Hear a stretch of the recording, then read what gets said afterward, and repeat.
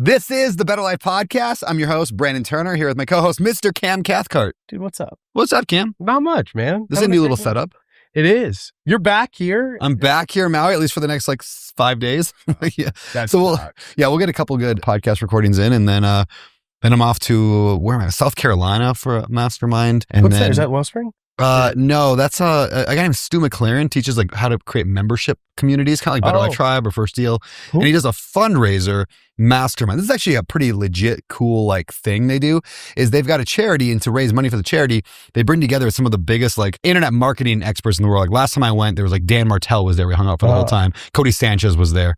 And we just hang out for 2 days in mastermind, and then there's a fund, a telethon at the end, basically, where they raise money. I was like, what a sick idea. I should do that for a fundraiser sometime. We bring all the biggest real estate investors in the world to one place, mastermind for 2 days, and then raise a couple $100,000, give it away.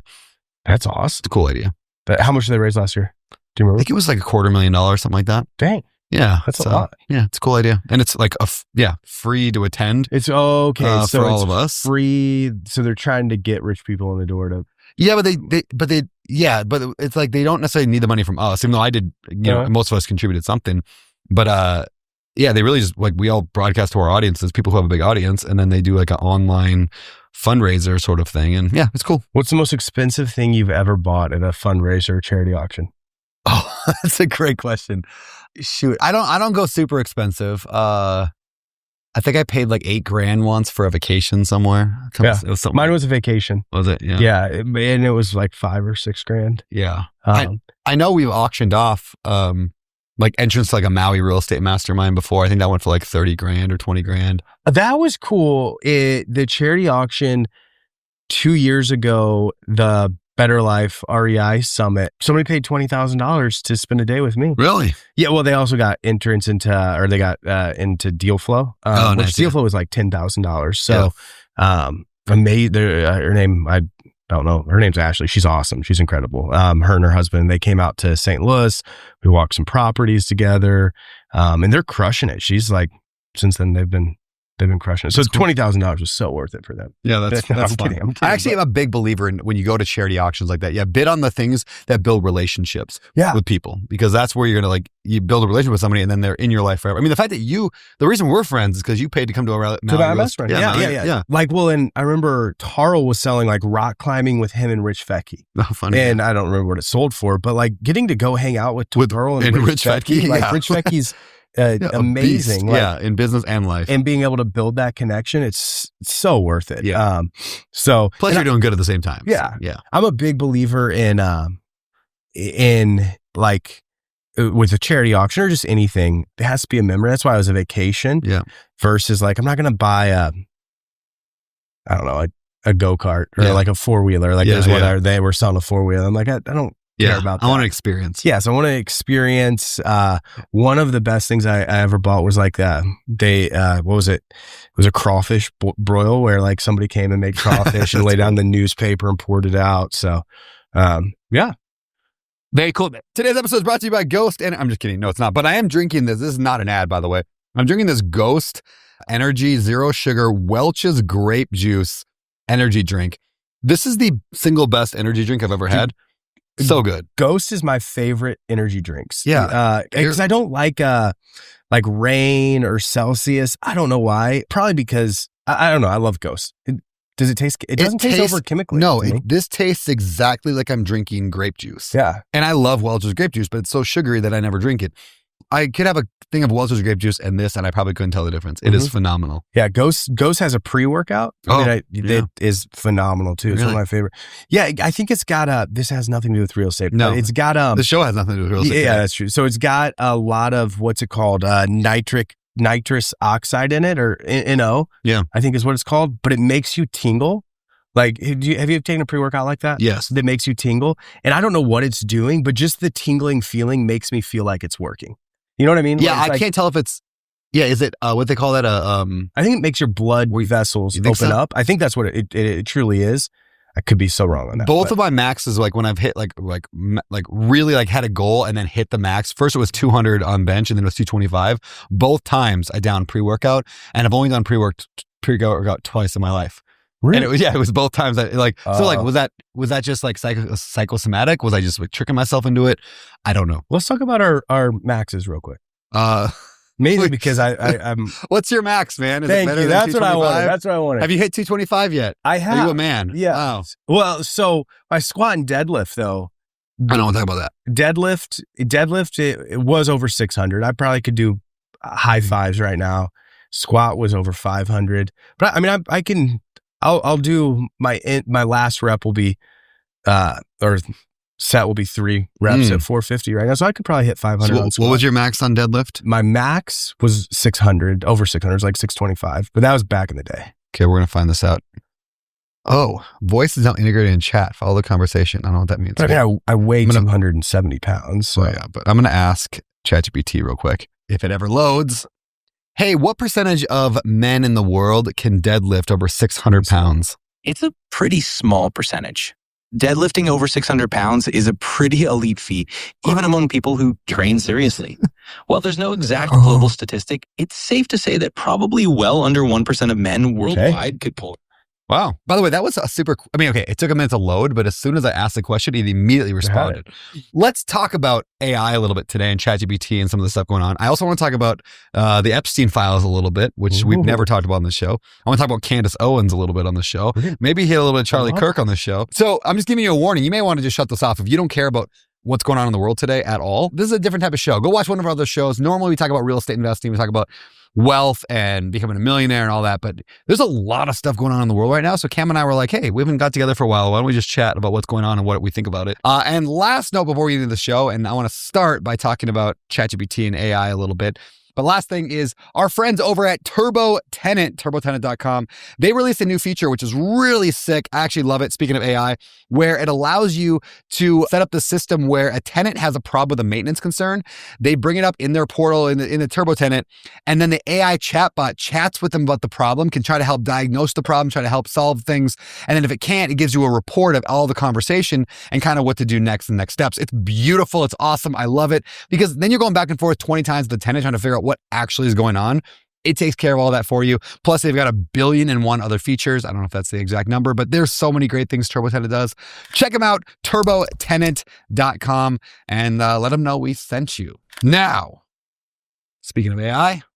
How often do you use it, man? Every day. What do you do? I use it. I mean, we use it a lot in our business for we have some, what would I call it? Like AI agents with integrations, things like that, which is amazing. I am not the guy who set that up though. Sure, yeah. Because we have to use Make and there's a bunch of different websites that we use. But it's amazing. It has systematized our business where it's I get into Podio, which is where that's our CRM. But as soon as we create a lead, then there is a Google Drive that's open up that photos are uploaded into, all the details about the property. As soon as we click boom under contract, because that's the little clicker at the bottom, once we hit under contract, it creates. It does. It sends out a Slack notification, an email, because we want to celebrate that as a team every time we get a house under contract. Oh, that's cool. So it sends out celebration message, so everybody on our team knows, hey, Scotty got 1, 2, 3, 4 Sycamore under contract, and everybody's like, oh, great job, Scotty. So that's fun. It's helped our right now. We don't have to. Well, we still underwrite deals in terms of comps, but a lot of things that we used to do, AI does it better and quicker than us. So for instance, we can put in beds, baths, square footage, upload pictures, and it spits us out a rehab budget based upon the pictures that are uploaded. And we have tested it again, and it is so accurate. So if I were to manually go through, and I still check it because I don't trust it completely, but it makes it 10 times faster. And in St. Louis, it's hard because it's non-disclosure state for us to use AI to pull comps. So I still have to because you can only do it through the MLS, which is, it's annoying that that's allowed, that they have MLS has essentially a monopoly on true comps, but we can't use it to pull comps. We still have to manually do a lot of underwriting of our deals. But AI, we've used it in our business so much with things like that. The other thing though that I use AI for, and I tell our team all of the time, is it's a PhD level in anything that you want to talk to at any time. Yeah. And so a great example of this is yesterday. I was trying to clean up our books. It's towards the end of the year. Have you used Atlas yet? No, it's their browser. So it's amazing because it can look at your screen. So I had QuickBooks.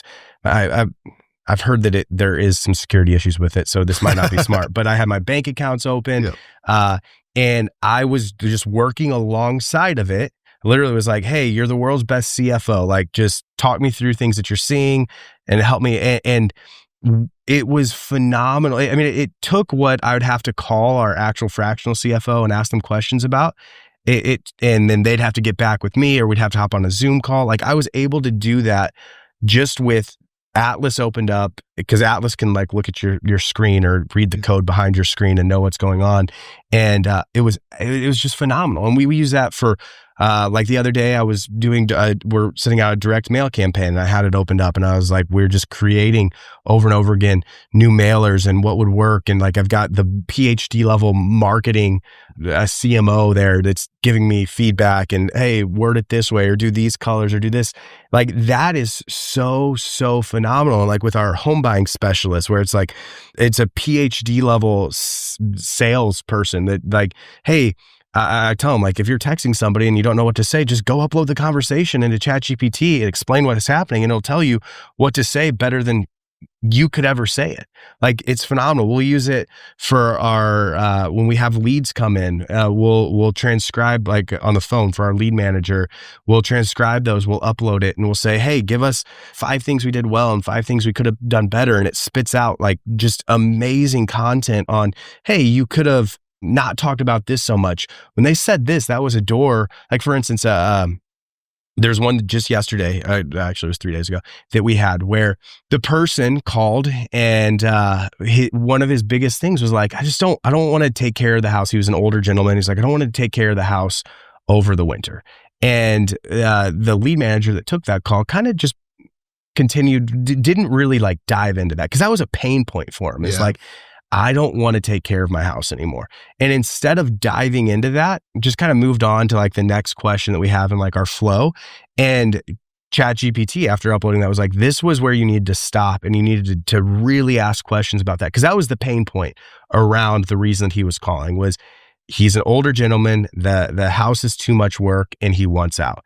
If we would have just dove into that, and we still set up an appointment, so we might still buy the house, but like, that was it right there, where it's like, if we can solve that problem for him of, hey, you know what, we can close on your house in 2 weeks before it gets super cold, we'll hire you a moving company to move to wherever you want to, like, that is what would have bought us the house. And so it's just, I'm talking a lot, but I think AI is amazing. And we use it all the time in our business. Yeah, I wonder, almost all of that stuff that we do as real estate, I want to go negative for a minute here, and then we'll go back to positive.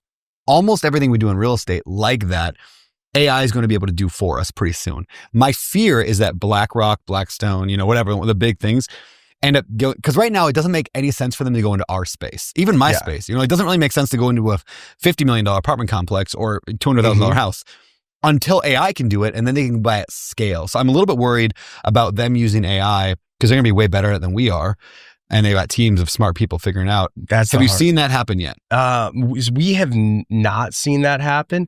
I'm worried about it, because like with texting, which is illegal-ish, but there has been some new laws that have came into place, and there was a huge lawsuit that the person was texting one that is supposed to set new precedent for being able to send out mass texting. But like, I'm worried about that with AI, because they're going to be able to do it better than anybody or anything, and it's going to be personalized versus like a mass texting campaign that's not as personalized. And like you said, that those bigger companies are going to be able to have a better code around that to work with people. Same thing with cold calling, like AI. It's getting better and better. I just tested one the other day, and it's close, man. It's still not there yet, where it's like you can tell that you're talking to AI. So I've thought that up until 5-10 minutes ago, where this ChatGPT responded the exact second I stopped talking. Dude, it's close, man. And that was the best I've heard. It's so close to where they will be able to do cold calling, and they've got all of the data in the world of here's how we respond, here's what we dive into. So I'm worried about that. The one thing that I would say in our business, and this is when we started in 2020, I wasn't even thinking about this, but I'm happy with it, is I've always positioned our business as the local home buying company. And we have never bought a house without going and walking the house, meeting the wholesaler, the agent, the homeowner there, and having a conversation with them. I think what is going to hurt is that, honestly, the unethical people, sorry if you're listening to this and this is what you do, but the people that are buying all over the nation, sending out mass offers, doing mass cold calling, they never go to the house, they're locking it up, they're shopping it, because all of that, I think AI can do. What AI is not going to be able to do is go walk a house, shake a hand, look into somebody's eyes, which is what our business does. We still have to somehow get a hold of them through direct mail, texting, cold calling, whatever it may be, and set up the lead, which AI I think can replace, but it's never going to replace walking into a house and sitting down at the kitchen table with somebody. And so I feel protected in that. But in terms of like actually finding the lead, AI is going to replace all that. And what sucks is like the companies with the most money are going to be able to build the system and do it better than we are. Yeah. But I think they're going to start with the expensive stuff and they're going to work their way down, but like it'll happen. So I think I've said this before, I think we've got 5 or 10 good years left of real estate. The way that we run it today. I'm not saying real estate will go away, but the way that it's done today, like it's like get in now. This is like, it gives you encouragement to people that are listening to this that haven't yet jumped in to buy a deal. It's like, that's fine, but just know that this is not going to be the same game in 10 years. Like it's going to get so advanced and complicated that it's going to be hard to make money. And so like, if you want financial freedom, jump in right now. Go listen to the last couple episodes we did on this podcast. Cam and I did a whole show on what it takes to buy your first deal and then what it takes to get financial freedom. Those are two of like probably my favorite episodes we've done. I guess, and I really like the Real Estate Sucks one we did. Yeah, Real Estate Sucks, yeah. Like the last 3 episodes have been my probably favorite we've done in the last couple of years. And I really like that concept of like, get in now while you can. It's funny though, you're talking all about like all the fun AI stuff, like the work AI stuff that you do. 95% of what I do with AI is like pictures, movies, and music. Like have you played, I've showed you the music stuff that I've played, dude, right? Yeah. It's so absurd. And like, I don't know yet how to feel about, like as a musician, like I'm a musician, I write songs, I play with music. And then I hear what Suno can do. And Suno's one of them. It's probably the number one Christian album right now on iTunes. I saw this is AI. Yeah, it's insane. Check this out, everyone. I'm sure you guys have heard it before, but like I have a First Deal song for the program First Deal. I play it every time on our calls every week for First Deal. And it's just so like annoyingly good. Like I don't know how to pick up the mic. Oh, listen to this song. Staring at the ceiling. My old apartment, dreaming of escape from this tiny compartment. I like the kind of punk rock vibe. Wait till the chorus, man. The fear of the unknown keeps me in the same frame. First deal, just so good. In your heart. Yeah, it's so good. I probably made 1,000 songs over the past 6 months on that. Yeah, it's not even kidding. Like 1,000, because it takes like 30 seconds. So I'll just be at the gym in between sets, be like, how about a song about doing deadlifts and how much you hate it, but you need to do it anyway? And it's like, boom, and it's words, lyrics, whatever. Here's what I find the most value though in the music thing, but this also applies to the way like, you know, Google's VO3 can do video content, which is absurd. Really good, or the way that like pictures can be worked, like Grok pictures are unreal. It's amazing. It's amazing. And each one's got their own little benefit, but it never works out of the box by itself well. It's like you work with an artist to create good stuff. So for example, the best songs that I've written, I probably got 10 songs that I'm actually like, these are legit. I could record these and put these out as music. They weren't just me throwing it into Suno and saying, make me a song. It was like, I had an idea. I workshopped it back and forth. I threw it to ChatGPT, like to kind of write the lyrics. Then I changed a bunch of lyrics. I changed stuff. I worked on it for a couple hours, went back to Suno, uploaded a new one, and now I've got a song. Yep. But I did that in 2 hours versus what used to take 2 months. Yep. And now you can upload your own voice to it. You can change words throughout it. Like it's absurd. I think for anything right now, AI related, it is all about the inputs that you get. Yeah, like the collaboration between you and the machine. Where even for like going back to real estate and in our business, I can tell ChatGPT like, hey, give me an overview of this call, the seller lead that we had and the lead manager took the call. Give me an overview of it. And it will, and it'll do a good job. But if I set the stage of like, hey, we're a single family house buying company in St. Louis, Missouri. Here's our primary target audience. Here's how we buy houses. Here's how I've coached our lead manager to take the calls. Here's the company that we want to be and portray. Now give me a breakdown of this call. It's going to look so much different than just saying, give me a breakdown of this call. Agreed. And then once we read that, well, okay, what are your thoughts on this? Or we want to get better here. Like, it's all about the way that you have conversation. And one of the things that we've done in our business, and actually this came from the guy at the 50 who is like, we've set up a Slack channel where it's like, because I want everybody in our company to be using AI because I just think it's so valuable. And it's like, I just want to see, like, every day I want people to throw in AI wins. Like, what's a cool question that you ask? Yeah. What's a cool prompt that you ask? How did AI help you today? Because I think it's wild to me how many people still don't use AI. Like, even in deal flow, we'll talk of, like, I'll show them something cool that I did on ChatGPT, and people are like, I didn't know ChatGPT could do that. I didn't know. I'm like, there's still so many people that they use it as Google. Yeah. Like they're instead of like, you can use it to help grow and scale your business. I'm one of the things that I've done, which is so helpful, is I created a board of directors that I bounce ideas off of, and I gave I probably spent 3 hours creating this, maybe more over time, more because I've dialed it in, but like every single person on the board, and I gave them a personality, and here's the way that I want you to talk to me, and you're the person that wants to scale, you're the analytical one that is fearful, you're this person, so I've created this board to where like I can have a conversation with them, and I have somebody that's wanting me to scale and grow. I have the analytical person that's like, hey, we should be really weary of that.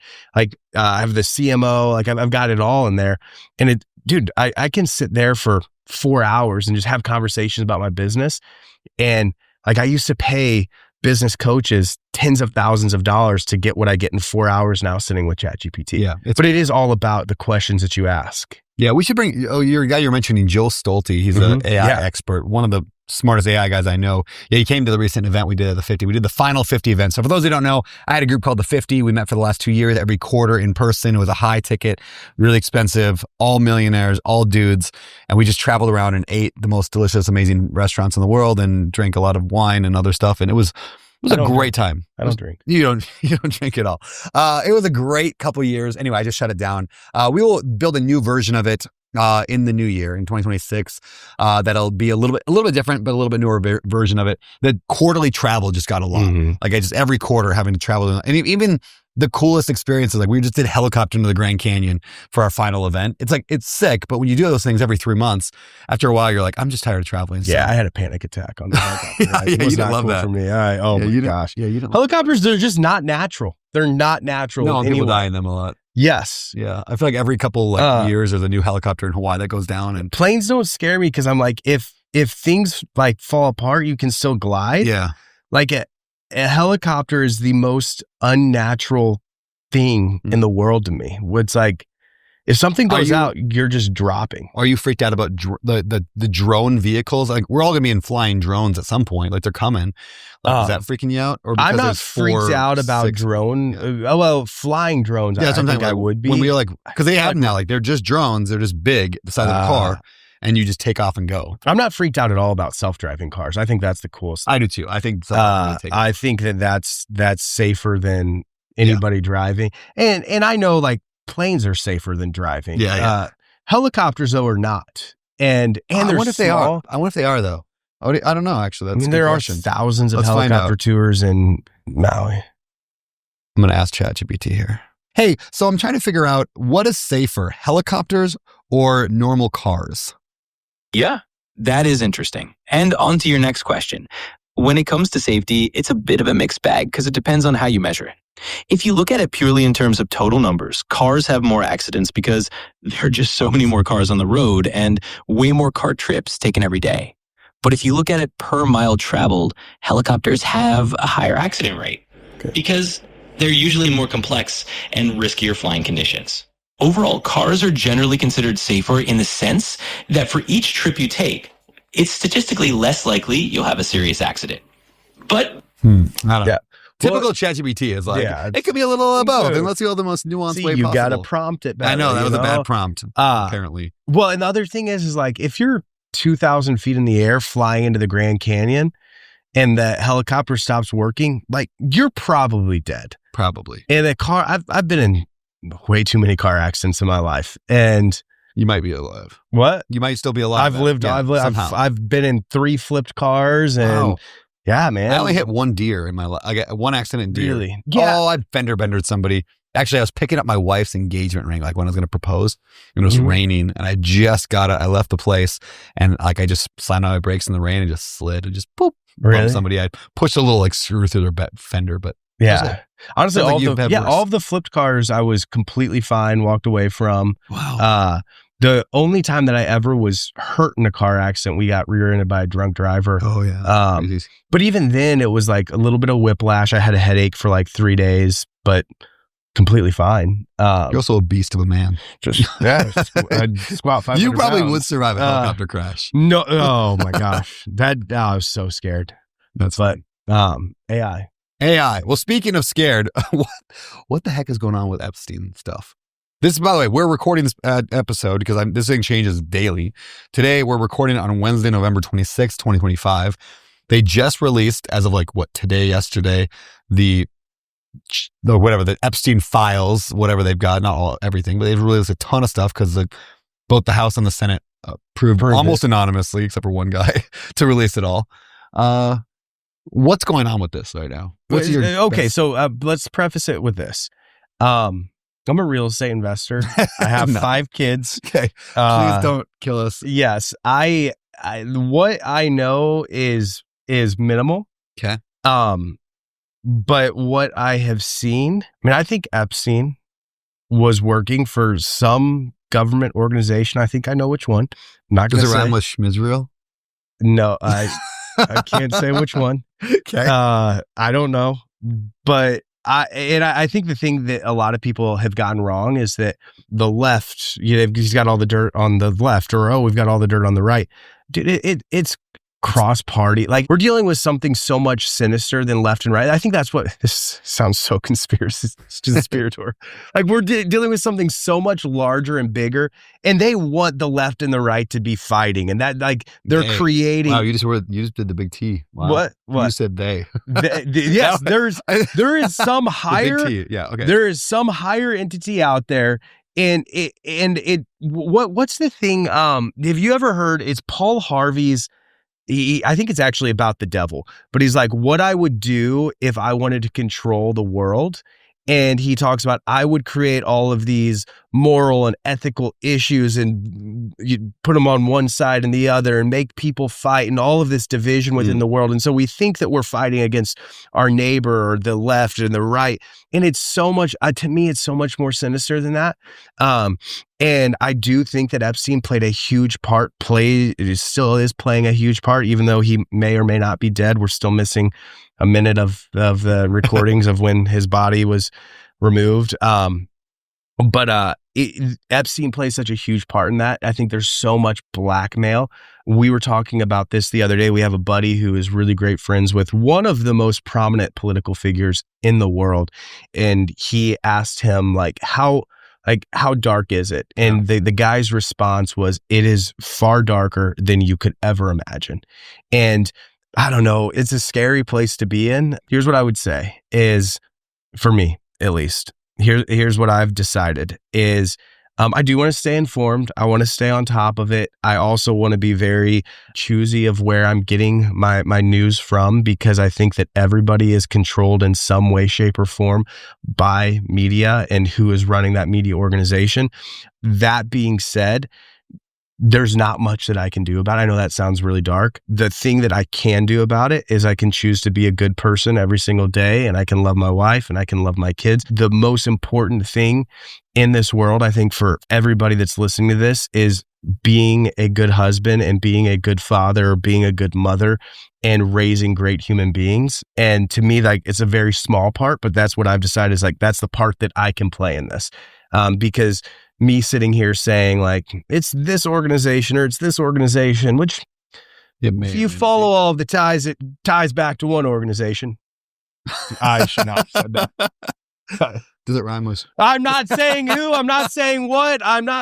There's just something far sinister going on, and there's nothing we can do about it. That sounds dark, and people are going to be listening to this and get mad. But like the thing that I can do, the change that I can make in the world is being a great husband and a great dad and raising great human beings that hopefully someday will have their own human beings to raise and leaving a legacy that way. Do we land on the moon?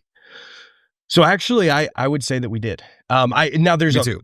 So there's some good argument against it, but there's the reason that I would say that we did is because we have like rocks from the moon that have been studied inside and out that are definitely not from the world. NASA had, I think, over 6,000 people within the organization when we landed on the moon, and like keeping that a secret for so long, I do think is impossible. Now, I might say that we landed on the moon, but some of the footage that we have was filmed in a warehouse somewhere, and I think LA is where they say the warehouse was, but I do think we landed on the moon. Now, I also think that there's a lot of other really wild things out there that are true conspiracy. What conspiracy theory do you believe in the most? That most people wouldn't believe necessarily. What's your wildest? Well, I mean, this one's not wild, but just the food pyramid. The food pyramid. What we were taught is kids about the food pyramid and the companies that were paying and lobbying to get that taught. It's completely wrong. The food pyramid should be inverted. Except for the sugar part. Except for the sugar part, yeah. But even sugar, like, I mean, there's so much sugar and bread and carbs and that's the bottom of the food pyramid. So like the food pyramid, I would say is one, but I think everybody believes that now. Like what we were taught about food is completely wrong. Yeah, this is where, maybe this is interesting. I'm not a conspiracy theory kind of a guy in the same way that like I don't believe in the big T they. Like I don't think that there's a Rothschild cabal led by a few billionaires that are controlling everything like puppets. I think it's incentive. Everything is incentive based and financial based in a capitalism sort of capitalistic society. So what I mean by that is like the food pyramid. Was there some guy going, I'm going to define a food pyramid? Or is it simply there's a lot of money from a lot of organizations and there's an incentive to drive it towards them from large corporations that have large boards and shareholders, and it just, all the interest is designed to end up in a result of thousands of choices over dozens of years that result in a food pyramid that's incorrect. The same thing with that with Big Pharma. There's not three guys out there going, let's get Americans addicted to like drugs. With the COVID vaccine, which I don't really want to get into that. But let's get into that. I don't think that Pfizer was like, I'm infecting people and I'm going to give them heart attacks or some fake DNA. Like I think that they truly did think like, hey, this is protecting people against COVID. Correct. And so I don't think there was a big conspiracy around that. But I also do think that they had their hands in a lot of government pockets for sure, saying COVID is worse than it was, that some alternate medicines don't work against COVID that potentially did. I think I would say that that's where it is. And I wasn't even an anti-vaxxer. Looking back now, I'd probably, I don't know. I don't want to get into that. But at the time, I was like, I think that this is probably good for the world. But some of the data now that I look back on with the variants and things that were going on where people were dying and the amount of people that were dying, I just don't know what to believe, I guess. Yeah. That's the hard part. That's the hard part with all of this is you have to turn through all of this crap because there's no doubt that people that weren't vaxxed were dying at a higher rate than people that were vaxxed. And again, we should afraid of being killed by Pfizer. I'm talking too much. No, I don't think Pfizer had this like master plan of like, agreed, I want to control everybody's brains or like some of the far out theories. I just think that it was pushed to the market too fast without enough data behind it to back it. And I don't know if it protected as much as people thought it would. Agreed. But again, I think that it's not a person, and it's not a nefarious agenda necessarily. It's decisions based on money, based on jobs and careers that you have to grow. So for example, here we could get some news as a house flipper. Yeah. Let's just talk about like the idea of text messaging, right? You mentioned that earlier, the legality of text messaging. Now you can like most real estate investors that do texting, they can try to skirt that law. They can try to find the gray areas. They can say, well, it's a dumb law anyway, but it helps my business. I'm not supporting that at all. I don't do mass texting, but a lot of people do. And they try to skirt that law because it's good for their business and their whatever. So there isn't some guy going, I'm going to deceive American populace into getting, text messages. It just puts food on the table for a lot of people. And so they will skirt laws, or they'll look at data that, whatever. They'll justify things different ways. And when you, again, have millions of people being incentivized certain ways, certain things happen over time. And that's where most conspiracies end up. And most bad politics and policies, like big pharma or, big landlord. That's where they end up. Well, and there is an element to maliciousness in all of it. This maybe is just me being too optimistic. I choose to believe that even in the maliciousness and some of the dark, sinister things, people believe what they're doing is right. Does that make sense at all? Where it's like, same with the food triangle, where it's like, I don't think that food triangle. Or food pyramid. It is a triangle. It is a triangle. It is a triangle. Really more of a triangle than a pyramid. Anyway, keep going. But I don't think that it was like, oh, we know that this kills people, and we're just going to tell people to eat this instead of this. Correct. I don't think that. And to the starving world, the food pyramid might actually be right. Like, we need to get people bread if they're starving. Americans eat too much bread. Yeah. And so maybe that made more sense in the 50s. Or whenever the food pyramid was invented. I don't know. It probably wasn't that early. Or maybe they just General Mills really wanted people to eat cereal. Dude, big breakfast cereal is a... I don't know. But it's also tough. Like, I've heard conspiracy theories of like, we've like found the cure for cancer and for this years ago, but because the big pharma industry is a multi-trillion-dollar industry and people being sick and people being unhealthy, I don't buy that at all. I don't know if I buy it. I do think that big pharma and I think healthcare is so effed up. But here's the thing. If big pharma, somebody in one organization, they finally cured cancer. That is not a one-person thing. That's not a two. That's hundreds of scientists that have dedicated their life to a purpose because they had some relative die of cancer, whatever, and now they're in it. And you're going to say all those people that all know that there's a cure, they all get together and go, okay, here's the thing, guys. We're not going to announce it to the world. We're going to keep it silent, or we're going to kill off every single one of you. Hundreds and hundreds of people are all going to die suddenly. And we're going to keep that silent because we want to make our shareholders, just the American public shareholders, just normal people with 401ks, we're going to make them richer. And that's why we're going to kill off. Like, that's just so absurd to me. Like, but what if the cure is fasting for 30 days? Like, what if that was, there's a lot of. If that was the cure. Then there's no money to be made off of that. No, I know, but social media, not even just social.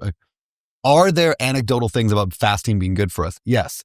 Is it a cure? No. If it was a cure, meaning like if you do this, you will be fasting for. I'm just throwing some arbitrary thing out there. What if the cure, maybe not cure, but like what if it improves your odds? Is like, hey, you're going to be on the keto diet for, because I've heard the wonders about it. I mean, I can't do it because I love bread too much. Because I was raised on the freaking food pyramid. Big agriculture. Exactly. Yep, you and big egg. But like I've heard wonders about the keto diet and different like things that it cures. And so what if it, maybe not the cure, but like this solves so many problems down the road, but they don't want us to know that because down the road, and I'm sounding like such a crazy, huge conspiracy theorist, but they don't want us to know that because it's free. It's not free, but it's cheaper. And I mean, you can tie everything back together though.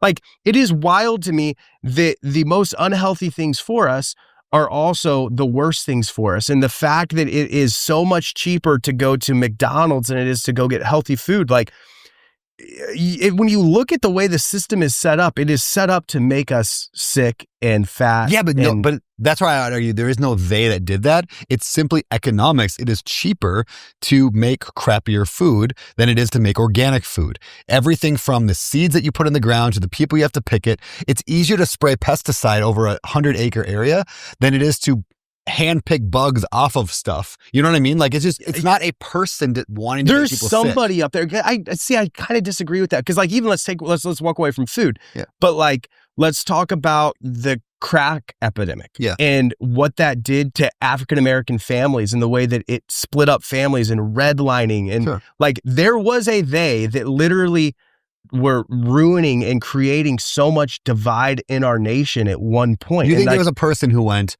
I'm going to introduce crack into these communities? The fact that if you got caught with a crack pipe, you went to jail for 30 years. And if you got caught with cocaine, you went to jail for 3 months. Like there was some sort of... I'm not saying there's bad decisions in there. I'm just saying I don't believe there was a they that goes, let's make... I do. I think it was creating racial divide in our country.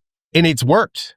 I think that it's the result of thousands of people, drug dealers, finding the best opportunity where they need to. Again, it's the same thing. It's when you have mass amounts of people and mass amounts of data and mass amounts of time, things move in directions because of thousands and millions of choices that end up at a result of Americans being fat. Now, why are Americans fat? There's millions of choices and decisions between thousands of companies over a course of hundreds of years that have led to 70% of Americans being obese.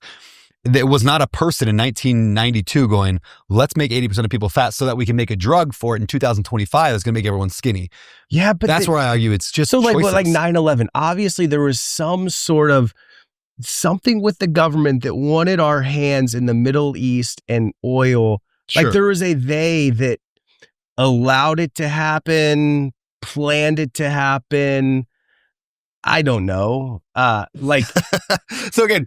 Yeah, like I think there's a bigger they. I think there's a bigger they out there. Like there is somebody out there who said, "I'm going to go take down the trades, or I'm going to go hurt America," like Osama bin Laden.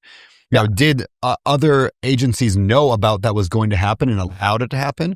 That's possible because that could go down to one or two people. So I guess that's different when I'm thinking conspiracy theory of, is it possible that one or two people could control or dictate an event? Yes. Is it possible for one or two people to control the outcome of millions of people? No.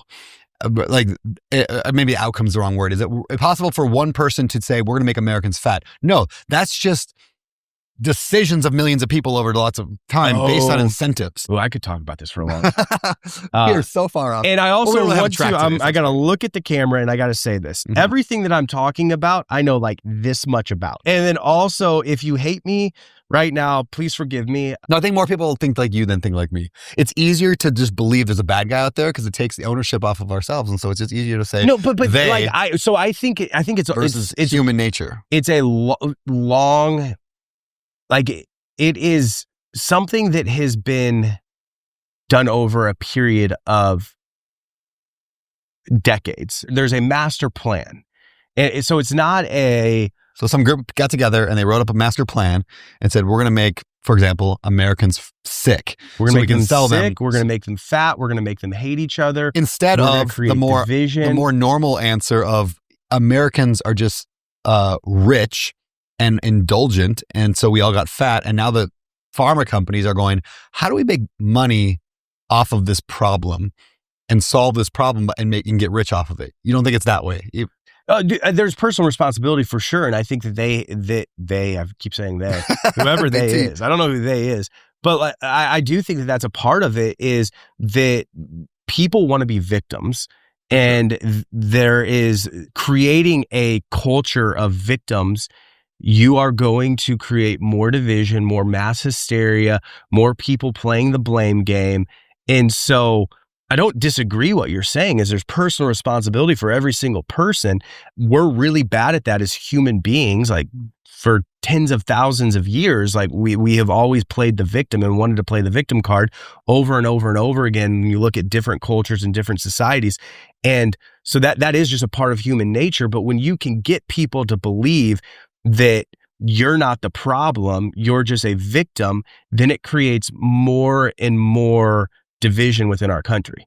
And so even like going back to the food pyramid, somebody that is overweight, that has diabetes, at the end of the day, it's their fault. Like, it is their fault. Get up, walk 10,000 steps a day, eat healthy food. I do think that they were misled over a course of a long period of time of this is the way that you are supposed to be healthy. I think that just the way that our society has been set up, it leads to that. But at the end of the day, there's personal responsibility. Sure. I still think that there can be a they that has planned that. Here's an example I'll throw out there.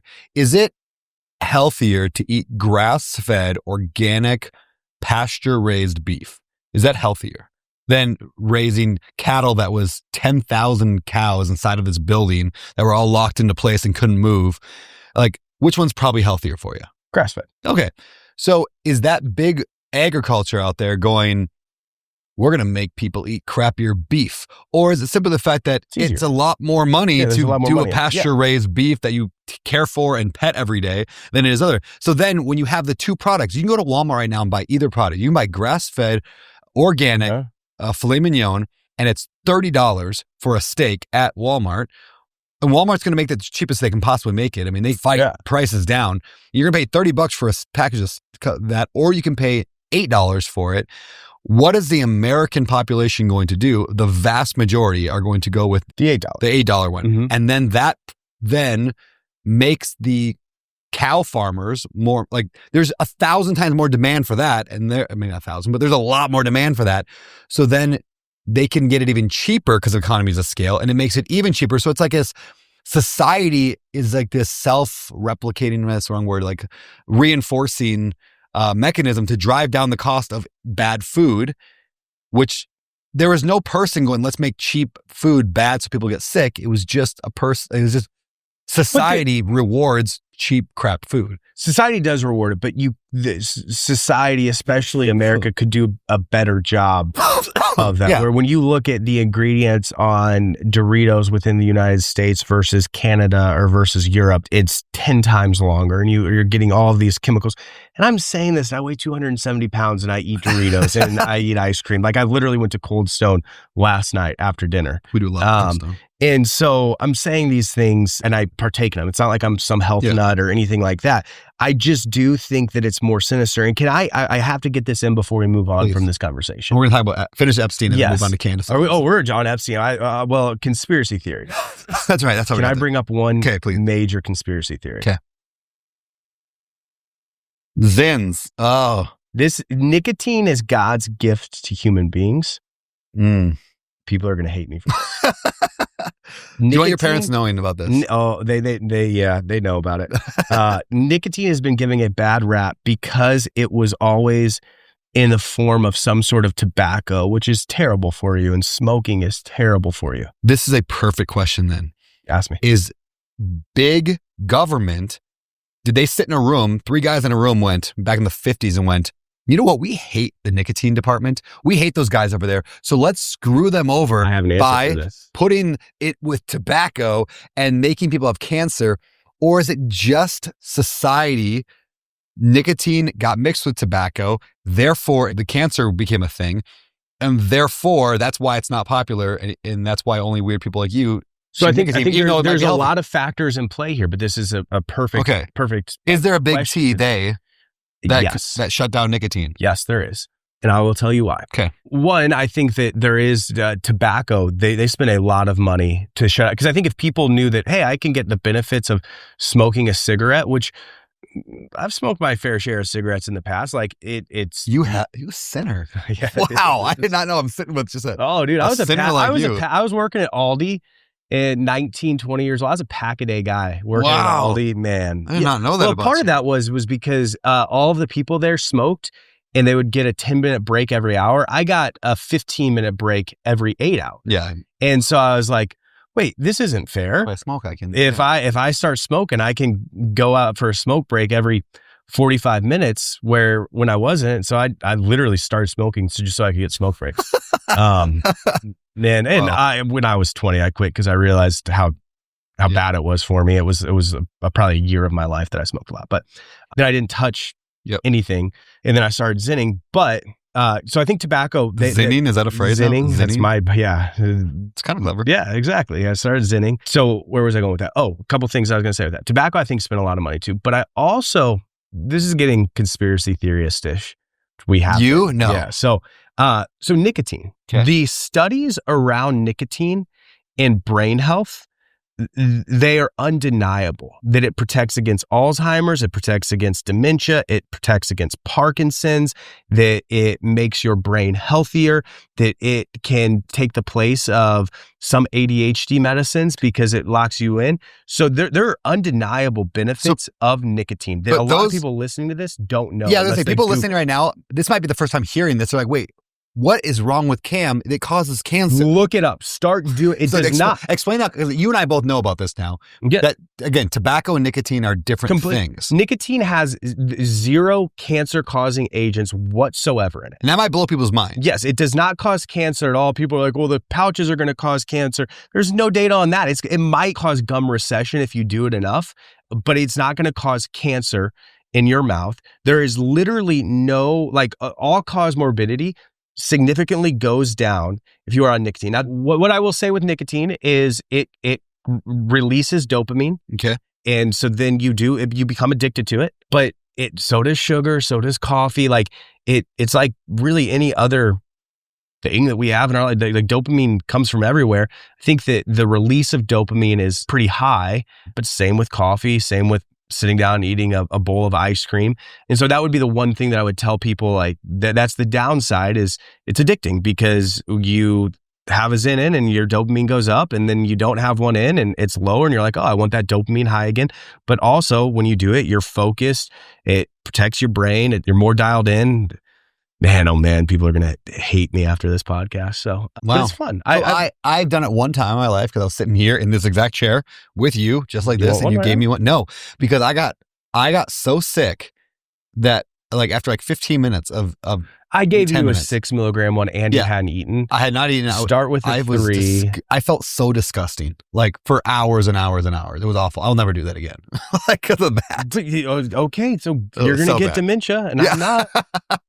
I'm not. That's a part of it. It's a decision that you're making. But I would say that there is, even if you listen to some of the longevity doctors out there, like Huberman, Sinclair, was Atia, however you say, Atia, they all talk about the benefits of nicotine. Big T. Because they're all paid by nicotine. They're all paid by so that's that. You could go down that route too, where it's is nicotine paying these guys to say this? We don't know anything at the end of the day. Yeah, but as a conspiracy theorist, we must just assume it. Yeah. So we're assuming that Big Nick is paying all these scientists right now to give us all cancer so that they can produce a cancer-fighting drug 10 years from now. That's what's happening. That would not be outside of the realm of possibility where it's hey, we're slowly leaking all of these studies about how good nicotine really is for you, and they're not true at all. And we're going to get all of the 30 to 40-year-old men addicted to nicotine, and then it's going to cause all these problems later on in life. Dude, that's not outside of the realm of possibility. I'm going to believe that that's not true because I love nicotine. But what do you love about it? I don't understand. Wow. I just mean I understand the benefits, quote unquote, of your brain's better and it helps against Alzheimer's. Long term, I get that. What in the moment? Is that like caffeine? Does it wire you up? It's very similar to caffeine, where it's probably a more direct feeling of it, of right away, but you're focused. I would say the focus is the biggest part. All of a sudden I'm focused. I can throw in a Zyn and sit down and for an hour and a half just be focused on I've got some ADHD tendencies, and when I have a nicotine in, I'm just boom. It almost feels like I've thrown in an Adderall, which I've never been on Adderall. Unfortunately, I did take some when I was in high school and college for tests or something, but it gives me that feeling where it's boom. Okay, I believe you. Yeah. Candace Owens. What the heck is going on with Candace Owens right now? She's either insane. For those who don't know, Candace Owens is a more right-leaning pundit that was friends with Charlie Kirk and now is just going deeper and deeper and deeper into conspiracy world, but has a lot of receipts to back up stuff. And her newest claim is that she is being targeted and there's an assassination plot that the president of France has hired an assassination team to assassinate Candace Owens. So she went public with it so it doesn't happen, because that's actually a pretty smart move. And also that Israel killed Charlie Kirk, I think is what her new thing is. She's been saying that for a while. She's been saying that for a while. Does she have some validity? Is she just nuts? What's going on with her? I don't know. I think she's a little nuts. I think she's a little nuts. I think she's a little nuts. I think that she has released text messages, but I don't know how many of those are fabricated. I think that if we're going to talk about France, like, she definitely went down this whole kick, and this was over a year ago, about Prime Minister's wife being a man, and them pressing a lawsuit against her, and then them taking that away. And there's so much going on. Really what we can talk, like the thesis of today, is it all ties back to money, honestly, where it's like, dude, Candace Owens is getting so many views right now. Yeah. Like the fact that we're talking about her. Yep. I haven't talked about Candace Owens in years. I've known who she was since probably 2017, but I've never had a conversation about her. And over the last 3 months, I've had multiple conversations about her, with all the Charlie Kirk stuff, with the France stuff, with the Israel stuff, with the Tucker Carlson stuff. I've had so many conversations about Candace Owens. And so she is a master at getting eyeballs on her, and she's making a ton of money from that. Do I believe what she is saying is true? I don't know. But I am not going to say anything else. I think it's an interesting tie back to the conversation about big pharma and big ag and big nicotine, is Candace Owens out there going, I'm going to deliberately say false information that will get me clicks because I'm a bad person? I believe it's rare for that to happen in social media even. Like, I don't think of guys like Grant Cardone or Andy Elliott or, whatever. Like, they're big personalities, and they say things that are a little bit, Tucker Carlson, same. They say big things. Are they bad people when they say big things that are wrong? No. The system rewards opinionated people who make claims that may or may not be fully substantiated, and maybe throwing Andy Elliott or Grant Cardone in there. I was about to say, because my thing is like, to me, that is wrong, and that is being a bad person. When you're saying... No, but you're just... the universe incentivizes the universe. The social media universe is incentivized. The algorithm incentivizes it. So, for example, the 3 best posts of the last 10 years of my Instagram were all within the last 3 months. One was about Charlie Kirk. One was about Donald Trump. And the other one was about Erica Kirk. It was Donald Trump, Erica Kirk, and Charlie Kirk. Why? So, and now they were like, for those of you who follow me on Instagram, you remember those posts. Like, one of them was me and Donald Trump sitting there having coffee together. Yeah. It wasn't true. It was just an AI picture. It was dumb. And I just said, if I was sitting with Donald Trump, here's what I would say to him. I didn't say I supported Trump. I didn't say I didn't like Trump. I just said, if I was sitting with the actual president of the United States, here's the 5 things I'd ask him. One of them was, please get us a chairman of the Federal Reserve that will lower interest rates. But like, whatever. People just go crazy in the comments, right? Yeah. So what does that tell me to do more of? If I want more engagement on my social media, I need to just lean in a little bit more. And you could even argue, I never had this thought until just now. Why are we doing this episode of this podcast right now like this? Because somewhere in the back of my brain, I was like, "Ooh, I got a dopamine hit," because when I thought you just wanted to talk to me about this stuff. I think I did, but this is where. So now I'm making people hate me. Yes, to get the subtlety of motivation combined with dopamine and combined with financial benefit and financial gain. You combine all that together, the system is pushing us toward doing political content and doing current events content. And I do like this. This is fun. In the same way, have you ever heard that line? I'm gonna do a quick PG-13 warning here. So if you got small kids in the car and you're listening to this, maybe just skip ahead 30 seconds. One of my favorite quotes about marketing is, if you split test anything far enough, you'll end up in gambling or porn. Mm. If you split test, in other words, if you ask people what they want to a mass amount of people, and you say, hey, do you want to see a video about puppies or gambling? Gambling will win. And if you do, hey, do you want to see gambling or a sunset? The gambling will win. And if you split test, in other words, if you throw it out to the mass, all human nature ends up in gambling or porn. Mm. And so the point being is, like, bad things tend to win out over time, subtly. And that's why things like when I post about Donald Trump or Charlie Kirk, it just blows up. And then I'm incentivized to do more of that. And so pretty soon you turn into, now I love Patrick Bet-David. I love him. He did not start doing politics 7 years ago. When I interviewed him on Bigger Pockets, he was just talking business. Yeah. Now he doesn't talk any business. He talks only politics. Same with Grant. I wouldn't say same with Grant Cardone, but half of what Grant puts out there is political stuff. Why is he going pro-Trump so much? Does he actually like Trump? Maybe. Grant, you can come on the show and talk about this. He probably would say yes, and he's not lying. But why does he like Trump? Is it because he likes Trump or because he likes the clicks that he gets when he talks about Trump subconsciously, which makes him consciously want to talk about it? Anyway, so rant over. But what I would say with that, and I think this is so important, at least for me in my personal life, is that's why I stopped doing social media. I don't post on Instagram anymore. If I do, it's a picture of my family. I would like to post more, but it's like, my thing was like, I'm just going to give great real estate content. I'm not going to try and get clicks. Even doing that though, I found myself like posting a video and 2 hours on, getting on my phone, how many likes, how many comments, what's going on. Yeah, it's really bad. And like, dude, now, I mean, I will scroll my reels, but like, I don't post anymore because there's just something dark inside of me that wants inside that. All of us. And I had to fight against it where it's like, okay, I'm just going to stop posting because I don't want to be that guy that is looking for validation outside of anybody but my wife, my kids, and God. And so like, I think I've posted the last time I probably posted a real estate thing on Instagram was 8 months ago. Yeah. And so where I was going with that though was the answer to your question. You said, I don't think they're a bad person. I do. Like, I think that if you are Candace Owens and you know that you are lying. See, I don't think they know that. But okay. Yeah, I think subconsciously they know that it's going to give them more clicks, so they lean in. This is like so they believe, they believe it. Okay. You could argue that. Oh, yeah. Keep going.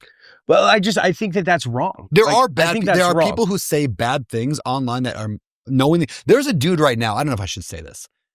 I'll say it. There's a dude right now on LinkedIn, YouTube, social media, all over. I won't say his name now, though I might make a public video about this soon, who is posting absolutely false information about me and about Open Door Capital and about several other big syndicators out there. And he's going after a lot of us with really like blatant wrong stuff. Like the article's like Brandon Turner stole $14 million from investors.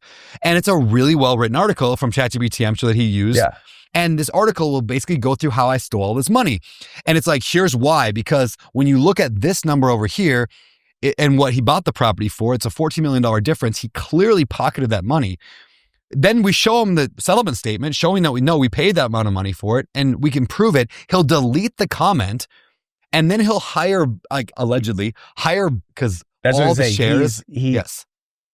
He's running a scheme here because he wants me to pay him to stop. What I love about it, or not love about it, but what I hate saying that because more people are going to do this. What's so funny about it is he's calling all these guys scam or fraud. And first of all, he has been convicted of fraud multiple times. But over the other $100 million, thing is, when you look at the data behind his Instagram or whatever, he on one of the videos, I actually think it was one of yours, where it's got like 6,000 views and 5,000 likes. And anybody that knows anything about Instagram knows that the only way that's happening is you're paying for likes and you're paying for comments. And then when you go and start clicking the comments, it's all of these overseas accounts with 300,000 followers or, oh, I can't believe that this is happening, right? It says like, so like you are committing fraud and being a scam artist by accusing other people of this. That's his whole MO. Like you can go read, he's got a movie made about him. Like I talk too much on this. There's lawsuits happening at this moment. So I don't want to go too deep on this. No, that's it. It's like, it's absurd. He is a bad person. He is a bad person because he actively knows what he's saying is incorrect. He knows it's a lie. He's trying to get money out of it, probably, allegedly, all this allegedly. It's absurd. He's a bad person. Candace Owens, I think she actually believes that Brigitte Marcon or whatever the lady's name is actually a man. She actually believes that. No, do I believe that? I'm not really, but maybe. I honestly, I'm like, who cares? But whatever. But she knows that every time she posts about it, it gets more clicks. So she's going to lean into it. And so the system, and this is not a they, this is a human nature system, rewards bad behavior. Is what it does. Well, like, and I guess I would agree with you in that, like, somebody that, and I'm sure that people that know him listen to this podcast, but I'll say his name. I don't care. I've said a lot of things today. So Andy Elliott. Yeah. I bet you if I met Andy Elliott, I'd be like, man, you're a good guy. Yeah. I like you. No, he'd yell at you for being fat. Yeah, he'd be like, take your shirt off. Yeah. You don't have a six-pack. If you don't have a six-pack, you don't love your family. And that's why I don't like him. That's why I don't like him. Why does he do that though?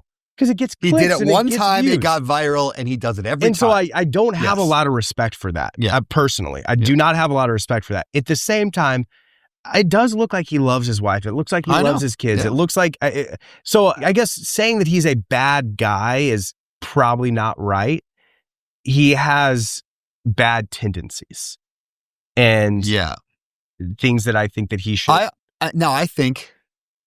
I think there was a time, again, Andy Elliott, I would love if you came on the show at some point. I'd love to interview him. Yeah, I would love to talk about this stuff because I would love to know like the heart behind, like, I actually believe Andy Elliott's heart, for those who don't know, Andy Elliott just is he's a sales trainer that just goes viral all the time for saying really, really controversial stuff about like, take off your shirt. Are you proud of that?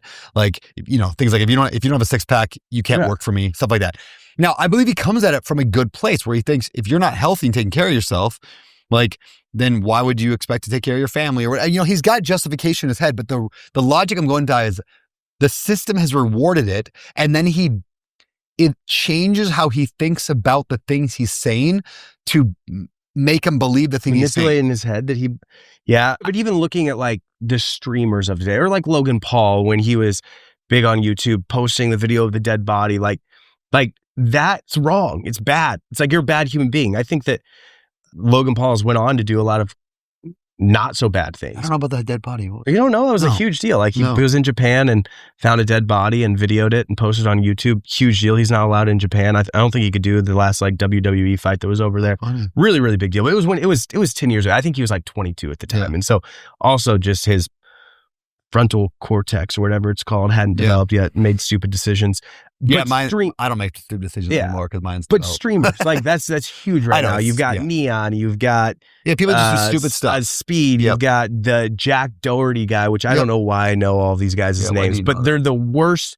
They're so, like, the entire stream is causing fights, walking around, being obnoxious, being mean to people, and it does get clicks. But I think they're bad human beings. Like, you just don't do that by being a good human being. Let me ask you a question. Related. Andy Elliott recently mentioned that he is off social media entirely. He does not touch it, does not look at it anymore. He is 100% off social media. And then anybody who's on social media, he tells them they're a bad parent. Like, I've seen these clips. Yet, he hires videographers that follow him around and social media managers, and they run his account and they blow his account up. Why? Because he makes $100 million a year or whatever it is off this. And is that wrong to say, I think social media is bad, you shouldn't be on it. However, I'm going to then, it's like, you shouldn't do drugs, but I'm going to still deal drugs. And I'm going to make drugs. I'm going to put drugs into the world. Yes, I think that's bad. That's why I don't do social media. Because you think social media is actually bad. You don't think that social media, for example, and I'll include podcasting with social media here as like just media, whatever. You don't think that social media has actually helped people learn real estate, get into real estate, follow me, follow you. And so because you can't control your impulse 2 hours later to go check likes, there is going to be some kid in Nebraska who will never find out about real estate. He's going to be stuck in a job he doesn't like for the next 50 years of his life because you didn't want to put yourself out there. That's just the other side of the coin. I would say the world would be, so one of my favorite philosophers, I think we talked about this one once, he makes the comment to discern between bad and good. His comment is, if everybody in the world was doing this, would the world be a better or a worse place? And you can run that through almost any scenario in your life, and you can determine what is wrong and what is right. So like, for instance, like, is it a big deal for me to throw that ghost can out of my car window as I'm driving down the highway? No. It's wrong. I shouldn't do it. I think most people that are listening to this know that you shouldn't do that. If everybody in the world did that, would the world lead to a better place or a worse place? And the answer is it would lead to a worse place. Is it wrong is it not wrong Because I would say the answer is yes. Let me give another example. This was a conversation I had with a friend the other day. Me not telling you the truth about something, where it's like, man, I think Brandon really needs to hear this, but for the sake of our friendship, I'm going to keep my mouth shut. Like, does that really affect anything in the grand scheme of things? Probably not. Like, we would go along, still have a great relationship. If everybody in the world didn't speak truth to people, would the world be a better or worse place? It would be a worse place. How does that apply though to like with speeding? Okay. For me, speeding is, and I speed all the time. So I'm not like saying I'm some perfect angel, but if everybody in the world sped when they drove, would the world lead to a state of decay, or would it lead to a more vibrant, better world? The answer is it would lead to a state of decay. And so like you can run almost everything through that. Real estate. What? If everyone invested in real estate, it wouldn't work. It only works because most people won't do it. Yeah, but I think you got to get more. I think you got to get more granular than that, like the how of investing in real estate. If everybody invested in real estate like I do, I think the world would be a better place. Like it wouldn't work at some point because there wouldn't be enough houses, but we buy distressed houses. We're not buying off the market. We're not overpaying for houses. We're buying distressed houses. We're fixing them up. We're putting a tenant in there. We are taking care of that tenant. They give us a maintenance order. We're fixing it within 24 hours and we're doing it the right way. We're not doing lipstick on a pig. Sure. We're not taking advantage of it. If everybody invested that way, the world would be a better place. And there would be less houses, but the tenants that are living in those houses would have a great place and a safe place to live that's fixed up and nice. Now, look at it in another direction. If everybody was a slumlord landlord, would the world be a better or a worse place? It would be a worse place. And so I think you got to get more granular with it.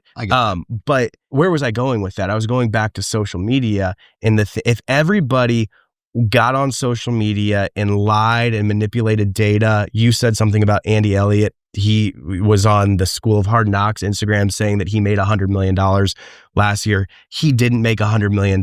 Not even sure if his business did $100 million in revenue, but I'm sure that's what he was talking about. But even that was a stretch. When you say I made $100 million. You think so? Or you're just saying hypothetically? I know for a fact he didn't make $100 million. You don't think so? I know somebody who works with him. Now, he might have done $100 million in revenue. Yeah, okay, yeah. And that's what they all say whenever they say that. That even in and of itself is a small lie. Our flipping business did $25 million in revenue. Like, would I ever get online and say, I made $25 million last year? No. Our cost of goods sold, like, I'm not going to make $1 million this year. Yeah. So, like, to get on and be like, I made $25 million, it's BS. It's a huge lie. And if the entire world does that over and over again, like, our world is leading into a state of a decay instead of a better world. I agree. I would like to know Spencer Robbins' opinion on this. Come on over to the Better Life podcast with Brandon and Cam. Would you like to join us for a minute? He's coming over. All right, great. That's great. He brought wine, so we're good. We're actually filming a podcast. Come on over. Clear your spot right here. We're at the end. We're wrapping this up pretty soon. But while you're here, we're going to clear this up. Have a seat. How long have we been going on this one? I don't know. Oh, we've been going for an hour and 30 minutes. Man, I'm going to get... Dude, it's not... people are not going to like us. Maybe. They might like us more. You talk the camera, what we're looking at is right there, the Canon. And editors, you can keep all this in. This is great. And this is the microphone that I'm currently using. And I'm going to pass it to you when I'm talking to you. Okay. We're talking about right now social media, and we're talking about the tendency that social media drives us towards being controversial and saying things like Candace Owens or Tucker Carlson. The more absurd things you say, or Andy Elliott, or really anybody, like the more absurd you say things, the more you're rewarded, and therefore the more you're rewarded, and because it supports your business, monetarily you're rewarded as well. It just drives us into worse and worse stuff, and so that's kind of the conversation we're having. I know you do social media a little bit, and you do you have classes and programs and the whole thing. First of all, for those who don't know you, tell us who you are, and then we'll talk about this. So do a couple things, but our main business is Alive and Free Consulting. We have helped Christians heal from past pain, trauma, things that have affected their relationships negatively, like shame, self-hatred. We believe that a lot of our pain in current relationships really originates from childhood pain that resulted from like our parents not knowing how to love us the way that they needed to. And then we've built life coach certification programs for believers that want to become life coaches. So my history is just really because I was in a shit show. I somehow found. We don't cuss on this. Yeah, my bad, guys. I guess that's the first thing I said was we have a Christian company. And next thing I said was shit. Yeah. So, yeah, I'm like an edgy Christian. Yeah, I'm like not a normal Christian. Yeah, I'm a cool Christian. I'm like cool. Like yeah. I'm not a normal dad. I'm a cool dad. Yeah. So, I mean, yeah, we do a lot of podcast content on emotional health. I think in the church, there's been a real lack of like being trauma informed, understanding how trauma impacts our relationships, our connection with God, all those different things.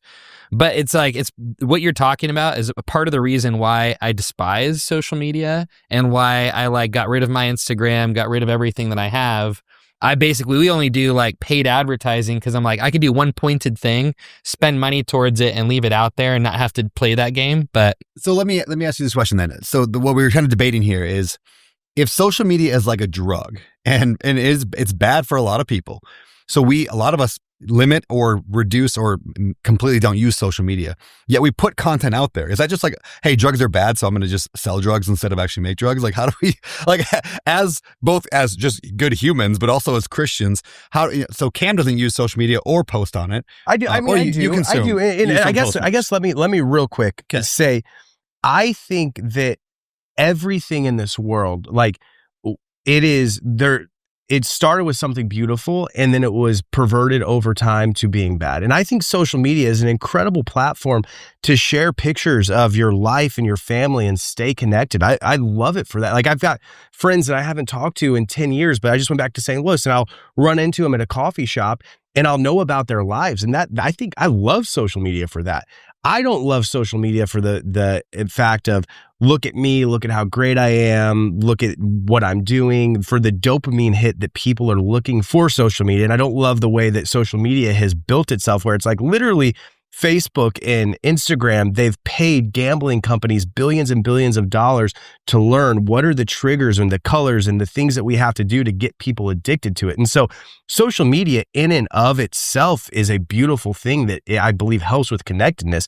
It's just been perverted over the last 15 years to now be this huge dopamine spike in people and lead to depression and anxiety and feelings of loneliness. And so I do think it's bad now, but I also think that what it was made for, and if you can use it how it was made, it's still a beautiful concept. Agreed. So how do we, as creators of social media, create stuff that isn't going to spiral people? Actually, you know who I think does a good job, a guy that you know, is Alex Hormozi, where he doesn't actually go into crazy, like, take off your shirt, you don't love your family if you don't have a six-pack. He stays pretty straight. Doesn't say absurd. Off your shirt right now? Which yeah. No, please don't take off your shirt. We want to feel good about ourselves right now. The thing you're talking about not doing. Exactly. So maybe that's the answer. Is like you can still provide good, valuable content. I'm a better person. I'm a better business owner because of consuming Alex Hormozi content. I'm not a worse person because of that. And I hope that's the way that people see me. But what do you think? Well, now you're talking about what drives your consumption of content. And I'd say a lot of people, their drive toward content, drive towards content consumption is usually for dissociation and medication. So I think if your drive is for medication, you're probably going to get driven to those things that just do the clickbait. But I think if your drive is like, no, I'm intentionally going here to get updated on family and friends and intentionally going here to learn something, then the type of content you go to consume is very different. So you have the Alex Hormozis where I'd say the value of what he provides is the reason why he's grown. You know, it's not because he's done all this clickbait stuff. He's used, I think, all the things that grow, that utilize like the stimulus to the algorithm to grow. But I think his content ends up being so good. And you look at like media out there, like true media, like the different conservative networks or liberal networks that none of us like. I'm just kidding. But like they're driving what they perceive as valuable to their audience and then using like headlines and clickbait and all that stuff to drive to the valuable content. But it's like, it's the value of the content that keeps you. And then you have like the entertainment value that's out there. And I think people more than ever have like such a desperate need to be entertained. But I think it's because so many people have lost their purpose or lost connection to themselves. Yeah. So I don't know what the solution is, but I think it's like when you look at a drug dealer and an addict, there's some responsibility to go to both of them.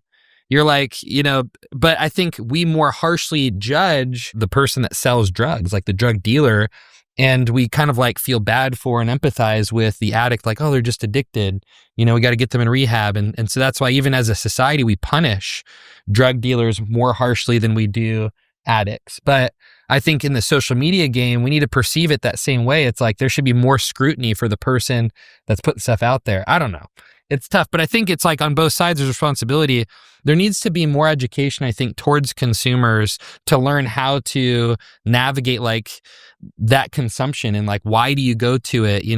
I think there's more and more programs becoming available for like people to address some of that stuff. Well, and I would say Hormozy is a great example. You already said this, but of like the positive. And it's really great content and it's not clickbaity. There's a lot of social media influencers out there in the real estate space as well who do things like dye their hair certain colors to get clicks or say it's very specific. Where it's like, and to me that, I don't know. I just like, it's tough to get behind. And then, you can't fault somebody. For me, like I'll get on to watch Hormozy's videos or something like that are informative. And 5 minutes later, I'm on 7-second knockout fight videos, like it's so hard for people. So I don't know. Social media is great for content sometimes and value. It's just you have to be so dialed in when you're using it because it can be perverted so quickly. Yeah. What do you think? So here's my fear with social media is if you reward sensational content, we'll say that way, we reward this. So the Candace Owens of the world and I take back the color thing. What thing? The hair color thing. I actually disagree with that. I actually think like that's just like a unique way to stand out in a crowded space. So you got to find that as a business owner. Yeah, you got to be cocky. Yeah, like I literally grew the beard because I wanted to stand out as a normal, tall, lanky white dude, and there's a million of us. And so I thought, well, if I grew a beard, I would stand out. That's literally why I did this. Now I kept it because I like it, but it was a business choice to grow a beard to just be different. Anyway, so like if sensationalism sells, sex and gambling sells, the bad things tend to sell better and then we get rewarded for it. So you get more and more people. So like we get more extreme politicians, we get more extreme social media people, we get more extreme pranksters, we get all that. And it's like we're circling this drain and getting worse and worse and worse. So the question, I guess, where I wonder is like, there's no sign of that ending. There's no way that stops. So where do we move as a society? It's just like the only way you get anything is to be Candace Owens and accuse a foreign president of being a man or, like whatever, like president's wife. I don't know. It's like, I don't know where we end up as a society other than maybe the next generation will go like, we're just going to opt out of this. And maybe there's going to be a movement towards, I don't know. So this is a weird conversation to me because there's a lot of my friends that do this. For me, the decision that I've made is if I'm not going to make as much money, that's fine. Like part of deal flow, like I couldn't be like, I want to make you $1 million in the next year. Like click on this link and sign up for I couldn't sleep at night doing that. I couldn't be behind that sensationalism. And even though it works, but it only works for the right people. I didn't feel good about that. And so for me, the decision that I've made is like, I'm just not going to do that. Like I would, and you are going to make less money and you're going to get less clicks and you're going to have less Instagram followers. But what I would say, I think this is really important. And Hormozy says this is like, if I would much rather have 500 raving fans than 1 million people that are following me because of sensationalism or something like that. I think it's what you just talked about is like what matters most to your soul and like what's going to bring the greatest fulfillment.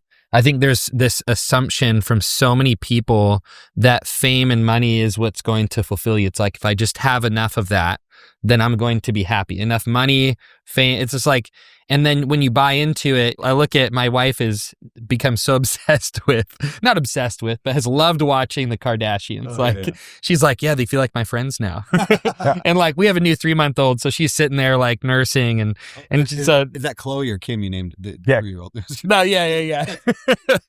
Yeah, we named him Kim. And not obsessed with No. Yeah, no. There's that, and then there's a Secret Life of Mormon Wives. Oh yeah, I do love Secret Lives of Mormon Wives. Like I don't watch any reality TV show, but my wife and I have watched a good 5 episodes of that. Taylor, Frankie, Paul, I would love to have you on the podcast. Please come on. I would love to hang out with you. Anyway, keep going. So I think about that. I have nothing. Secret Lives. I've never watched one episode of the Kardashians. Trash, but it's great. It's great trash. Great trash. But like when you look at people that have really built their life around fame and money, I look at the Kardashians and I don't see extremely happy people. I see people that take 3 hours to get ready for a DMV picture for their license. And they literally bring their entire glam crew like with them for a DMV picture. That's like the one episode I walked into. I'm like, what did I just walk into right now? And I look at this, I'm like, that does not look like a satisfying life to me. And I think it's like this fame influence, like this like sensationalism you're talking about. It gets its claws in you so subtly at first. Like you make a decision for the business, like, it's like that one leverage point to raise your business or elevate your business or something. It's just like, oh, it just was wisdom in the moment because of this. And then I think it's like gradually these claws start sinking in deeper and deeper until you're like, man, we have to X, Y, Z in order to, and then it almost becomes like, I've seen people lose themselves to this fabricated personality that they've become. Yeah. It's like everywhere they go is like this new person. But I got a question for you. Yeah. All right. So on that note, we would say that feels like a shallow, like a Kardashian type show or Secret Lives of Mormon Wives. It's kind of a shallow kind of a show. There's no point to it, whatever. Yeah. It's kind of drugs. It's like, whatever. It's quote unquote bad. And if you were to talk to those people, sit down with Kim Kardashian, she's a very smart entrepreneur, very smart lady. She'd probably be like, well, people are watching it anyway. So we might as well provide, it's part of my business. I make money. We're going to give money away maybe, or we're going to provide a better life, or we have all these people we're employing. And people are going to watch that trash anyway, so therefore we should do it. Not so dissimilar, I guess the point I'm going to make is from what you do, Cam, and what I do, which is the real estate side, where like, why don't you, every person you go to their house to talk with them, they could get more if they listed it with a real estate agent. Now, there's a lot of hassle there and a lot of trouble, but like you could help them with that. But they're going to sell it to somebody anyway. It might as well be you, right? And so how is what we're doing any different than Kim Kardashian? That's the question. Or we're just doing a service. Repeat your question. Yeah, so the question is, are we as real estate investors are doing trash business that actually doesn't, I don't say benefit. It does benefit people, but it's not the best thing in the world for people. Everyone should go own a house and then, Oh, see, but I would disagree with that. Okay. Like I would say for most people, and maybe this is why my company is not going to make a lot of money this year. Most people that sell to us, they should sell to us. Their house is so trash. They don't have the capacity, the time to fix it up. They don't have the organizational skills to fix it up. A realtor's not going to want to list it. If they do list it, a lot of times they've got dogs, they've got cats. It's filled with animal feces, whatever. Nobody's going to walk it. Nobody's going to make an offer. So a lot of times it does make sense for them to sell for us. Or another thing that makes sense for them to sell for us is, hey, I'm closing on a new house in 2 weeks and I need the money for this house in less than 2 weeks. They can't list that on the retail market and sell it in 2 weeks.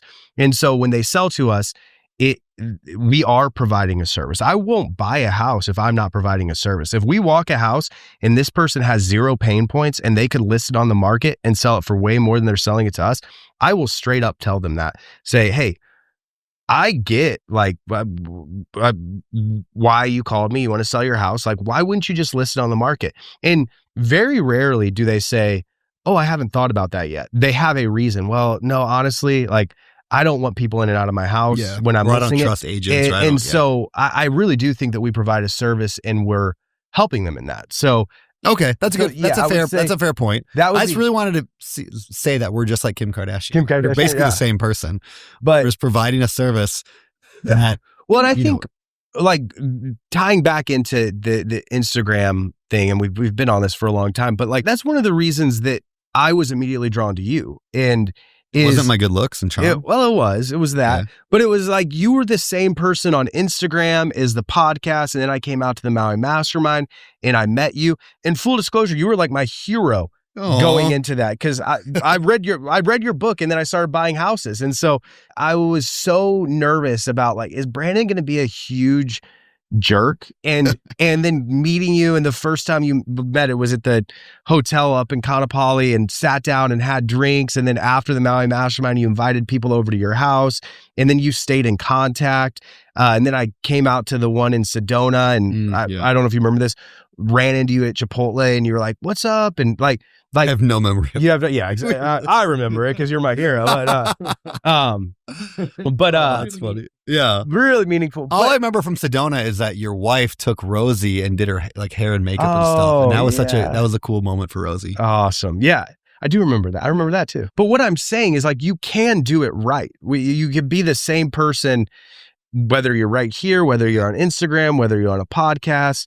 You can be the same person. It can be done right. I just think a lot of people do it wrong. Agreed.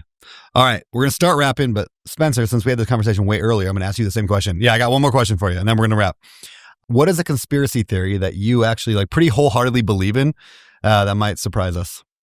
We covered this, because you weren't in the room. Yeah. We covered big pharma and big, egg. We covered the moon landing a little bit. We did talk about Epstein a little bit. Yeah, it's not even a conspiracy theory at this point. That's true. Well, the conspiracy theory would be like, did we kill him in prison or did he hang himself? But well, technically, a conspiracy theory is something that hasn't been proven yet by evidence in the legal system of something that was conspired, right? Something that happened that people conspired against, right? Right? Okay. I mean, Epstein has been proven. I know. Okay, but here's what I'll say. I do think that Pharma wants us sick. I think it's like the debate earlier. I disagreed, but I think Pharma is trying to get us sick because it makes the industry more money. And yeah, I don't want to rehash the whole thing, but what my argument was, it's not a person at Pharma, it's the American system rewards sickness financially, and therefore it's millions of choices make people sick. It's not a person. Would you disagree or agree? Yeah, I mean, if we're gonna get like biblical, it's like mammon. It's like that pursuit of money for like, that's what we believe in our culture and Christianity. It's like mammon is this like pursuit of money, like that's what you serve. That's like your master is like money. So I could just have more. It's like the nothing will satisfy. And so when you see those people that already have billions and they want to keep their billions, they want to like fight for it. Yeah, I would say that drive towards more, just towards more. And then it's like you take out one person or you take out another company that is coming against your agenda. You do that once, it sears your conscience. And it's like, I think they've made all these micro decisions to the point where they're like, population control. Yeah, I think we can justify that. But honestly, I think that there's a lot of sinister crap that happens behind the scenes in big pharma. And I think they're trying to keep people sick, and they're coming out with things that maybe solve some symptomatic problems. But like anytime I hear about stuff that really like solves root conditions and issues, they don't want to hear about it. They don't want to like push that stuff forward. They want to shut it down as fast as possible so their drugs can keep making money. Yeah. And there's nothing preventative within the healthcare system. It's all symptom based. I agree, but do you think that's like in some call? They always talk about doctors take like 1 minute of class on nutrition and like 4 million hours on medicine, right? Yeah. Is that because some guy who's in his office and he's there with this briefcase of money and he's giving it to the university president, going, "I don't want you to have a single class on nutrition. Here's your $100 million." That's conspiracy, or is it that the system rewards conversation around medicine, and that's what they're there for, and it doesn't reward nutrition because nutrition's a long game and not a short game? You know what I mean? So that's the difference between conspiracy, is what I was getting at way earlier, was conspiracy versus just natural human nature rewards. That's where I would consider almost all of those things are just, it's just flawed human nature results in these things happening, like no nutrition, and it's way easier to take a shot. Yeah. But I don't think it's a bad guy in a room. Yeah, but where does where do conspiracies come from? Is it not just from money and this like, aren't conspiracies driven by the system you're talking about? So like when you look at like, okay, maybe an assassination attempt on someone's life was created by this. Is it not for money and power? The system that has like created. Yeah, but that is a person's decision. I want to go and kill this person. Like that is a. Now you could say, okay, let's go here. Did President Trump, when he got almost assassinated and the bullet nicked him, right? Did that actually happen? Was that all a plant? Was this Tyler dude, is he really like who he says he is? I don't know. I don't know enough about that. Neither do I, but I'll give my opinion. Yeah, but here's a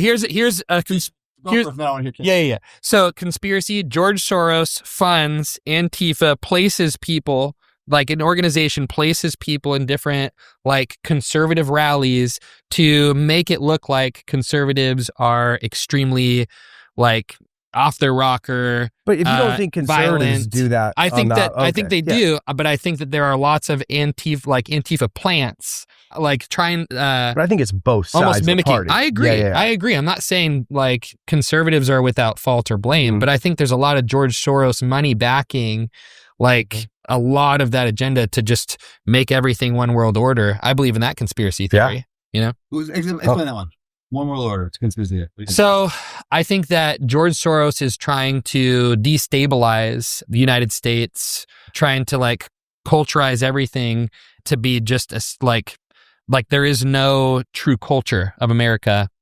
I think he's trying to create some weird like socialist civilization. Like I haven't done like so much research on it because we stay in our lane with like the things that we care about, the things that are important to us.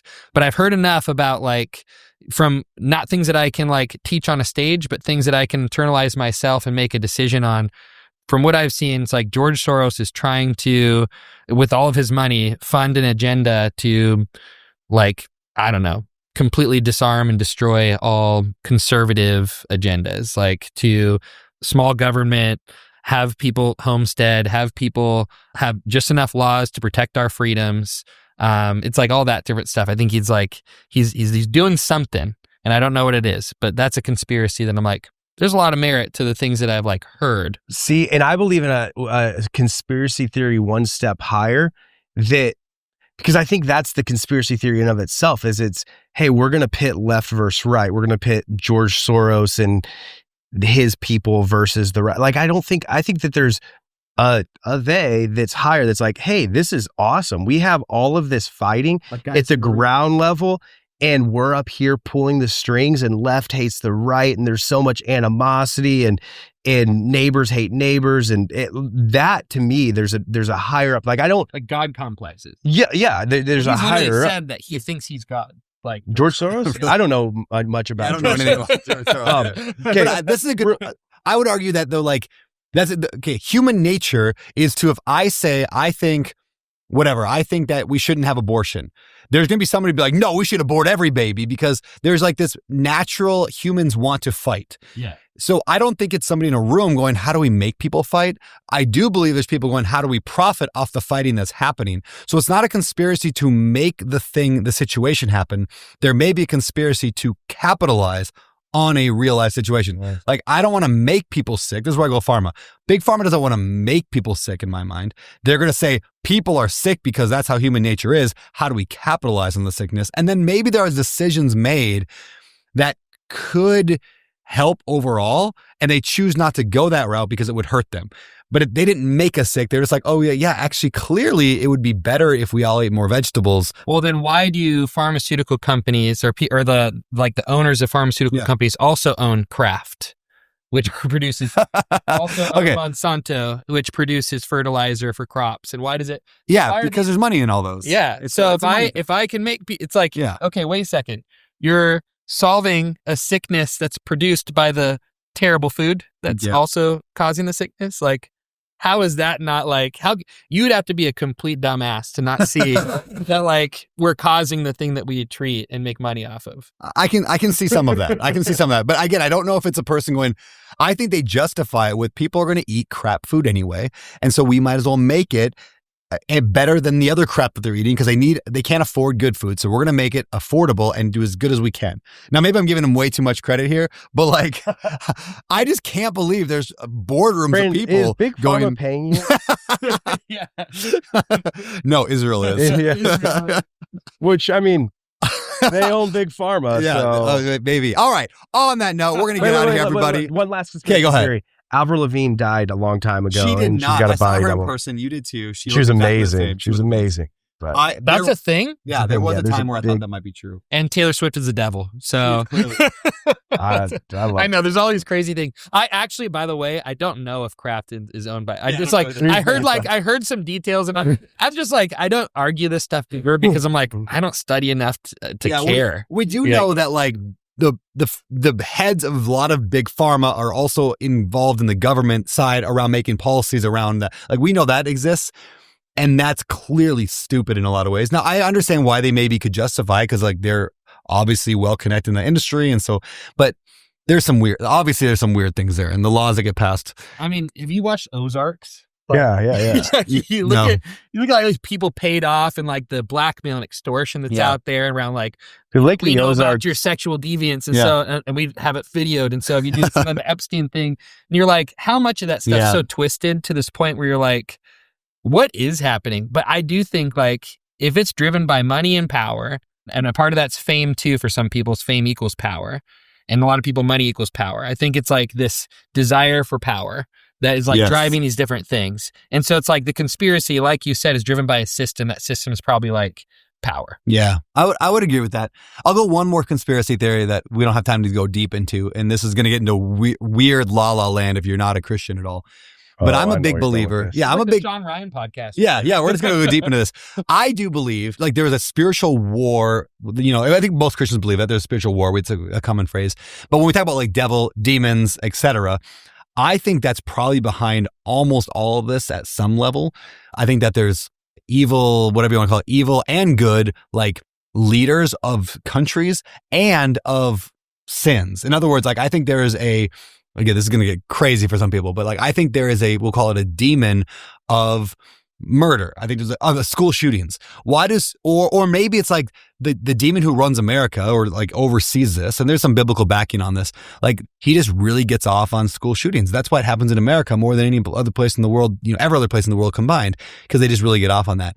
So I that's probably the weirdest conspiracy theory I have is that there's just a dark demonic force that's guiding all of this, and we just think that we're making choices, and in reality there's demonic activity going on. There's a mixture of personal agency, and it's a mixture. It's always a mixture. Like, because I feel like the world we live in emotional health, with like Christianity, we hear like so much in the therapy world, so much in like the somatic world, so much in the emotional health, so much in the deliverance and demons, and it's like I think each camp will probably err on the side of it's 90% this.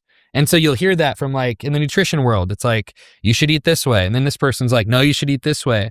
And we all kind of sit in our camp. Like, and it's almost like you get this bias of this is what everything is. Cause I'll hear those from that perspective of like demon, spiritual warfare, all that stuff, where they'll just be like, they'll blame it all on that, right? And then you're like, well, where's the personal agency? And there's people are like, it's all on you. Yeah, I mean, and it's like, no, there's a spiritual, right now because the demon of bad food is. Yeah. And then there's other people who are like, Satan's how dare you eat those Cheetos? Don't you care that you're fat and like unhealthy? This is all on you. And it's like, there's a share of responsibility here. So I'm like, how much is personal agency? How much is spiritual? Because I do think there's spiritual warfare, but it's like, how do you make sense of all that stuff? And what is like I think you could look at all this stuff too and almost just feel so powerless to know what to do and how to respond to it. But I think that's like, hopefully the point of this conversation you guys are having. So like figure out what the friggin' do with it.